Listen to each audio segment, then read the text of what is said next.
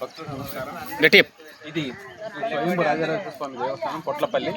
ఇది కాకతీయ కాలంలో నిర్మించబడ్డటువంటి చాలా పురాతనమైనటువంటి శివాలయం. ఇది స్వయంభూగా వెలిసినటువంటి రాజరాజేశ్వర స్వామి. సో ముఖ్యంగా కాకతీయులందరూ కూడా శివారాధన ఎక్కువ చేస్తారు కాబట్టి గుడిని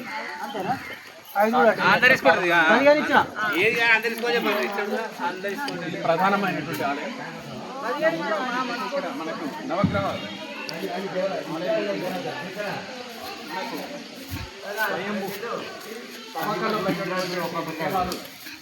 ఇక్కడ ఉన్నాయి చూడండి. ఇవి పొలంలో దొరికినటువంటి విగ్రహాలు. ఇవి పురాతనమైనటువంటి విగ్రహాలు. ఇవి చాలా ఈ శివలింగం కూడా మనకు స్వయంభూగా దొరికింది.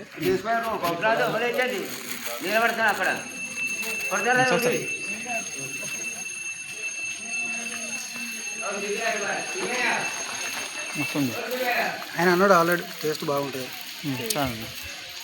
ఈ యొక్క నిర్మాణ శైలి మొత్తం కూడా మనకు కాకతీయ కాలంలో కాబట్టి మన గర్భగుడిలో చూసినట్లయితే మీకు అతిపెద్ద మన రాజరాజేశ్వర స్వామి వేములవాడ రాజరాజేశ్వర స్వామి ఏ రకమైనటువంటి విగ్రహం ఉంటుందో అలాగే మనకు గర్భగుడిలో ఇది కెమెరాకి ఇట్లా పట్టుకురావద్దు, ఆ ఇండిలు లేవాలి. మనకు అన్ని నవగ్రహాలు ఉంటాయి. ఏ దోషమైనా ఈ నవగ్రహాలు పూజిస్తే నవగ్రహ దోషం మొత్తం కూడా పోతుంది. ప్రతి ఆలయానికి నవగ్రహాలు అనేవి ప్రధానమైనవి. సో పొట్లపల్లి దేవాలయంలో కూడా నవగ్రహాలు ఉన్నాయి. మధ్యలో అన్నగారు ప్రసాదం తీసుకుంటారు. ముందు మనకు ఇగో మధ్యలో ఇదేంది తవ్వకాల భయపడ్డాడు.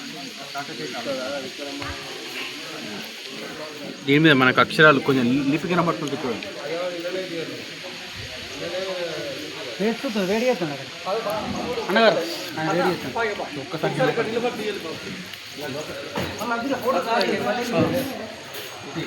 ధ్వజస్తంభం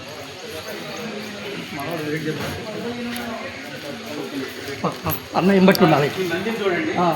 మన కాకతీయ శిలాకళ దానికి గుర్తులు చూడండి. ఇది ఇలాంటిదే మనకు చాలా 1000 స్తంభాల గుడి దగ్గర కూడా సేమ్ ఇలాగే ఉంటుంది. ఈ కాలు ఎప్పుడు కూడా శివుడికి రెడీగా ఉండడానికి ఈ రకంగా ఉంటుంది, రెడీగా ఉంటుంది. ఇది కూడా చెవు ఒక వైపు ఉంటుంది. మన భక్తుల యొక్క కోరికలు మీరు దగ్గర ఉంటే కనిపిస్తారు. సో ఇది 1000 స్తంభాల గుడి దగ్గర కూడా మనం చూసినా, అదే రామప్ప దేవాలయం చూసినా సేమ్ ఇలాగే ఉంటుంది. నంది యొక్క కాలు చూడండి, శివుడు పిలుపు కోసమై రెడీగా ఉన్నటువంటిది. అదేవిధంగా ముందు ఇది తాబేలు కుబేరుడు. సో కుబేరుని యొక్క చూసాను.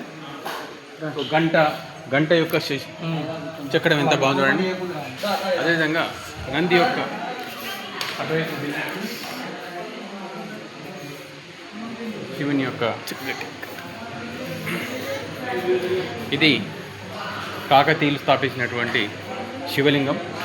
కాకతీయుల యొక్క ప్రధానటువంటి ఆరాధన శివారాధనే కాబట్టి ఈ యొక్క స్వయంభూ రాజరాజేశ్వర స్వామి అనే పేరు పెట్టుకున్నాం.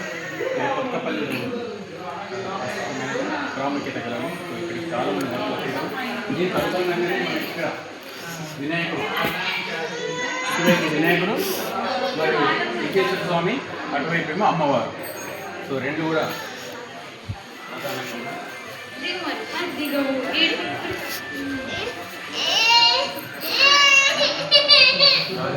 అమ్మవారు.